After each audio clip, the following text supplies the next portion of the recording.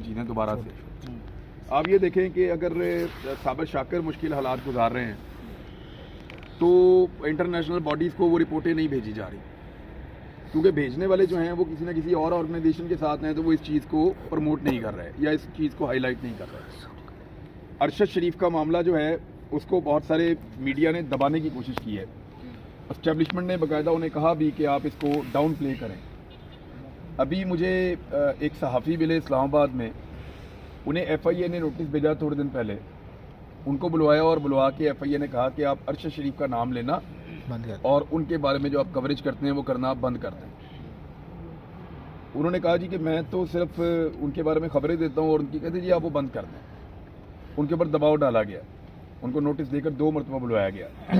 اب یہ جو چیزیں ہیں یہ ایکچولی یہ ثابت کرتی ہیں کہ جو انٹرنیشنل باڈیز ہیں ان کے ساتھ ہمارے جن لوگوں کا رابطہ ہے یہ ان کے موڈ پہ یا ان کے مفاد پہ ڈیپینڈ کرتا ہے کہ وہ ان تک چیزیں پہنچائیں یا نہ پہنچائیں. ہمارے پاس کوئی ایک ایسی انڈیپینڈنٹ این جی او یا باڈی ہونی چاہیے جو اس کے اوپر سالانہ سطح کے اوپر یا ماہانہ سطح کے اوپر رپورٹس تیار کرے اور وہ تمام عالمی باڈی کے ساتھ اپنے آپ کو, جتنی باڈیز ہیں ان کے ساتھ اپنے آپ کو جوڑ کر رکھے. ابھی ایک اسلام آباد میں پروگرام ہوا تھا جس میں گیا تھا, میں نے بات بھی کی تھی اس میں. اویئرنیس فاؤنڈیشن والے جو ہیں وہ لوگ ٹھیک کام کر رہے ہیں. انہوں نے ایک رپورٹ تیار کی جس میں انہوں نے ہر نقطہ نظر سے تعلق رکھنے والے جو صحافی ہیں, یعنی وہ جن کا نقطہ نظر پی ڈی ایم کو سپورٹ کرتا ہے یا سوٹ کرتا ہے, وہ جن کا نقطہ نظر پی ڈی ایم کو سپورٹ یا سوٹ نہیں کرتا, وہ جو اسٹیبلشمنٹ کے پرو ہیں, وہ جو اسٹیبلشمنٹ کو آج کل ان کا نقطہ نظر سوٹ نہیں کرتا, انہوں نے ان تمام کا اکٹھا کیا. جس نے بھی جس صورتحال کا بھی سامنا کیا وہ تمام چیزیں انہوں نے اکٹھی کر کے اس میں کمپائل کر کے 100 سے زیادہ کیسز انہوں نے اس میں لگائے ہیں اور اب وہ عالمی اداروں کو بھجوا رہے ہیں. میرے خیال میں یہ ایفرٹ ابو بکر بھائی ہونی چاہیے, اور یہ جو ایفرٹ ہوگی اس طرح کی 1-2 اور تنظیمیں آ جائیں, یہ بھی کام کرتے رہیں, ڈیٹا کلیکشن ہوتی رہے, تو شاید ایک نئے طریقے سے پاکستان کو یہ سمجھانے میں دنیا کو آسانی رہے کہ ہمارے یہاں پہ ایکچولی ہو کیا رہا ہے. عمران بھائی, یہ شیخ رشید کے کیس میں دیکھ رہے ہیں کہ سندھ میں مقدمہ درج ہو جاتا ہے, سندھ کی پولیس اسلام آباد ہے کہ شیخ رشید کو ڈھونڈ رہی ہوتی ہے. پہلے بھی پی ٹی ایم کی گورنمنٹ رہی ہے, کے پی میں, پنجاب میں, کبھی ایسا نہیں ہوا کہ زرداری پہ یہاں پہ مقدمہ اور یہاں کی پولیس سندھ کے کسی لیڈر کو اٹھانے گئی ہو. تو اس کو آپ کیسے دیکھ رہے ہیں؟ اس طرح یہ معاملہ جو ہے نا سروائیول کا ہے. پاکستان کی اسٹیبلشمنٹ کا سروائیول خطرے میں ہے, پاکستان کی جو پولیٹیکل ایلیٹ ہے ان کا سروائیول خطرے میں ہے. وہ سب اب کچل کے ختم کرنا چاہتے ہیں اس سوچ کو اور اس طاقت کو جو ان کے راستے میں رکاوٹ ڈال رہی ہے. آپ غور کیجئے کہ عمران خان کے 3.5 سال میں کوئی ایک آپ ایسا پولیٹیکل آدمی بتائیں جس کے منہ پہ کالا کپڑا ڈالا گیا ہو. یاد ہے آپ کو کسی کو؟ کوئی ایک ایسا بتائیں جس کو ہتھکڑیوں کے اندر ایسے گھسیٹا گیا ہو. یاد ہے کسی کو آپ کو؟ کوئی ایک آپ بتائیں جس کو ننگا کر کے مارا گیا ہو. کوئی ایک آپ بتائیں جس کو کرنٹ لگایا گیا ہو. کوئی ایک آپ بتائیں جس کی فیملی کو اس کی پکچر یا تصاویر بنا کر بھیج دی گئی ہوں. کوئی ایک آپ ایسا بتائیں جس کو ننگا کر کے اس کی ویڈیو بنا لی گئی ہو. یعنی یہ سارا کچھ آپ نے ابھی دیکھا ہے. ان 3.5 سالوں میں آپ نے ایسا ایک بھی منظر نہیں دیکھا. وہ لوگ جو گرفتار ہوتے تھے وہ ہوتے تھے کرپشن کے اور ملک لوٹنے کے الزامات میں. یہ جو گرفتار ہوتے ہیں اس وقت گرفتاریاں بولنے کے الزامات میں کہ یہ کیوں کہا وہ کیوں کہا. یہ تو وہ ہوتا ہے نا وہ پپھو والی لڑائیاں جو ہیں کہ تو میں نے کیوں کیا, پہلے انہوں نے کیا سی پھر اس نے کہا. یہ ان لڑائیوں کے اوپر گرفتاریاں ہو رہی ہیں جن کے اوپر کوئی توجہ بھی نہیں دیتا. یعنی یہ اس نے یہ کہہ دیا, اس نے یہ کہہ دیا, اس نے وہ کیوں کہا, اس نے یہ کیوں کہا, ان کے اوپر گرفتاریاں ہو رہی ہیں. اس کے اندر کوئی سالڈ کرمنل کیسز نہیں ہیں یہ کہ جس کے اندر اس نے اس کو مار دیا یا اس نے گولی چلا دی یا اس نے منی لانڈرنگ کر دی یا اس نے ملک لوٹ لیا یا اس نے کوئی غداری کر دی یا اس نے کوئی چیز بیچ دی. وہ نہیں ہے اس کے اندر, وہ سارا کچھ نہیں ہے. یہ صرف اور صرف ہتھکنڈے ہم نے ابھی دیکھے ہیں, اور میں نے وہ لاک اپ دیکھے ہیں جن کے اندر ان کو اسپیشلی شریف خاندان کو رکھا جاتا تھا.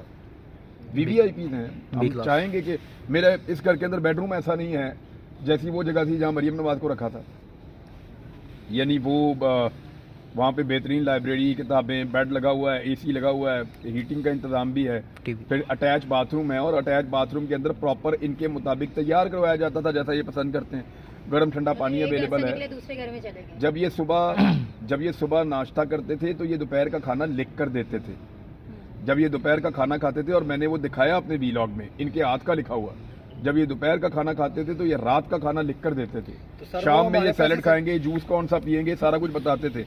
फिर वहाँ पे चहलकदमी वाला इनका एक एरिया डिफाइन होता था, रोजाना निकाल के इनको 1-2 घंटे की चहलकदमी करवाई जाती थी। फिर अगर इनका धूप सेकने को दिल कर रहा है तो इनको ठंडी धूप में भी ला के बिठाया जाता था, ये वहाँ बैठ के एंजॉय करते थे, अखबारात इनको मिलते थे, किताबें इनको मिलती थी। तो ये कौन सी कैद है? अब एक तरफ वो वाली कैद है, वो कहते हैं जी हम रोए ही नहीं, एक तरफ ये वाली कैद है जब मिनट बाद चपेड़े पड़ती हैं, कभी मुंह के ऊपर कपड़ा डाल देते हैं, कभी को बेल्टे मार रहा है, कभी इधर घसीट रहा है। तो वो शेख रशीद जैसे आदमी को, पूरा आदमी है 70-75 साल का, उसे खींचने उसके ऊपर से धक्का लगाया, वो सीधा आके गिरा है और उसका वो पाँव मुड़ गया। वो जिस पुलिस वाले के ऊपर वो गिरा तो वो पुलिस वाले ने उसको पकड़ा, वहीं पे तस्वीर लेके कह दिया लो जी शेख रो पे। अब ये क्या चल रहा है? और देखें वो आदमी जिसको इस मुल्क से तरस खा के बाहर निकाला, पाकिस्तान की नहीं दुनिया की तारीख में सिर्फ एक ऐसा कैदी है जो सजा काट रहा था, उस पर तरस खा के उसको निकाल दिया बाहर, और तो कोई नहीं है। कोई एक मिसाल मुझे दें किसी को तरस खा के पाकिस्तान से बाहर निकाल दिया हो या दुनिया से बाहर किसी मुल्क ने दूसरे मुल्क में भिजवा दिया हो। तो ये एक आदमी था जिसको तरस खा के बाहर निकाल दिया। वो आदमी आज वहाँ से बैठ के ताने दे रहा है कि हाँ जी, कि जनाब ये इमरान खान ने इनको हाँ, रुलाने का कहा। रुलाने का कहा था। हद हो गई वैसे, यानी आपका तो ताना देना नहीं बनता, आप तो 3.5 साल से भागे हुए हैं, आपका ताना देना इसलिए नहीं बनता कि आपको तो तरस खा के बाहर भेजा था।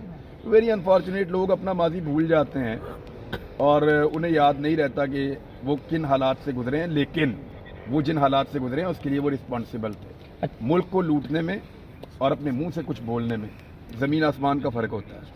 सर ये जो यंग जर्नलिस्ट हैं इनके बारे में बताइए जिन्होंने अपना मुस्तकबिल सहाफ़त से जोड़ के रखा हुआ है और अपना ओढ़ना बिछोना बनाया हुआ है। देखिए 2-4 लोगों के ऊपर बहुत ज़्यादा रिस्पॉन्सिबिलिटी है। एक तो वकला पे बहुत ज़्यादा रिस्पॉन्सिबिलिटी है, वकीलों को रूल ऑफ लॉ के लिए और अदालतों को मज़ीद ताकत देने के लिए वकला को इकट्ठे होकर खड़ा होना होगा। हमारे जजेस स्पेशली लोअर जुडिशरी में बड़े शानदार फैसले कर रहे हैं। जहाँ जहाँ ये मुझे लेकर गए, मुझे वहाँ अदालतों से इंसाफ मिला। अदालतों ने रद्दी की टोकरी में डाली FIR उठा के, फिर ये अगली जगह ले जाते थे कि भाई ये क्या FIR काटी है आपने, ये जुर्म बनता ही नहीं, उठा के फेंक दी उन्होंने। 4-4 5-5 घंटे प्रोसीडिंग हुई एक अदालत के अंदर, ये सारा कुछ मैं देख के आया हूँ। तो वकला जितना ज़्यादा इकट्ठे होकर हिम्मत बढ़ाएंगे उतनी ज़्यादा अदलिया की और जुडिशरी की हिम्मत बढ़ेगी। अदलिया को उन्होंने पहले आज़ाद करवाया था एक डिक्टेटर से, और अभी फिर माहौल उससे मुख्तलिफ नहीं है। अदलिया को मुकम्मल तौर पे मजबूत करें और ये वकला के कांधों पे ये जिम्मेदारी है।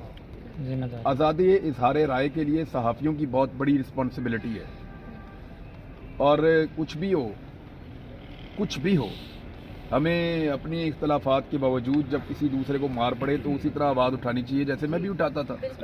अभी हमारे बहुत सारे दोस्त एंजॉय करते हैं जब कोई हम में से गिरफ्तार हो जाता है, लेकिन जब वो उनके साथ कुछ हुआ था तो हमने उस पर प्रोटेस्ट किया था, हमने उसके ऊपर जो है वो बयानात जारी किए थे और उसको कंडेम किया था, और यही करना चाहिए। कल आपके लिए हमारी तंजीम में से TLP के लोग